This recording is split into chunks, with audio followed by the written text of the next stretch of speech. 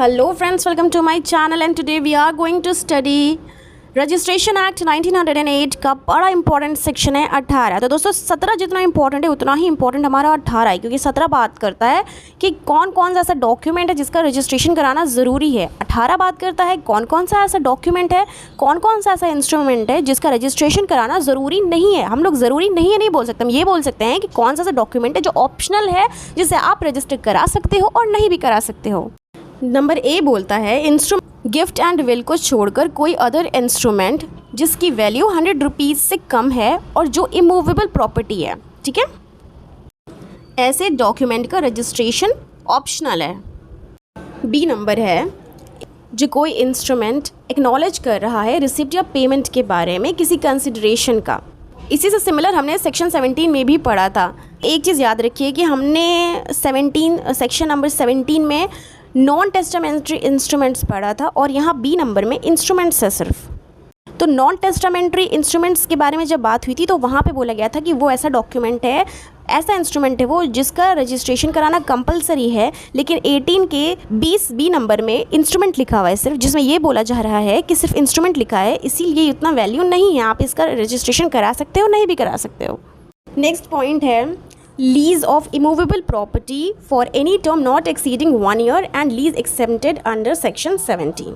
Section 17 में भी lease के बारे में बात हो रही थी, 18 में भी लीज़ के बारे में बात हो रही है। 17 में बात हो रही थी कि 1 साल से ज़्यादा एक्सीड करता है तब रजिस्ट्री इंपॉर्टेंट है, रजिस्ट्रेशन इंपॉर्टेंट है। लेकिन 18 के सी नंबर में कह रहा है नॉट एक्सीडिंग 1 ईयर, जब 1 साल से ज़्यादा बढ़ ही नहीं रहा है तो रजिस्ट्रेशन कराना कंपलसरी नहीं है। नेक्स्ट है CC, instrument transferring or assigning any decree or order of a court or any award when such decree or order or award purpose or operates to create declare and assign limit whether in the present or in future any right, title or interest whether vested or contingent of the value less than 100 rupee to or any movable property।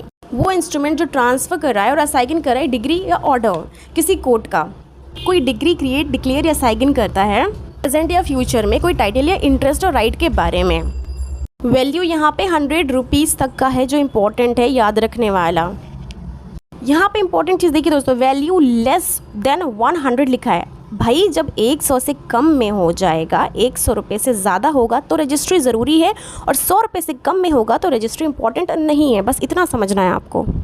अब D number कहता है ये immovable property से related है।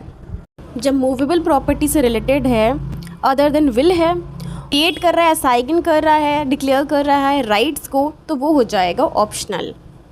बात करता है will के बारे में, वसीयत के बारे में, इसका भी रजिस्ट्रेशन ऑप्शनल है।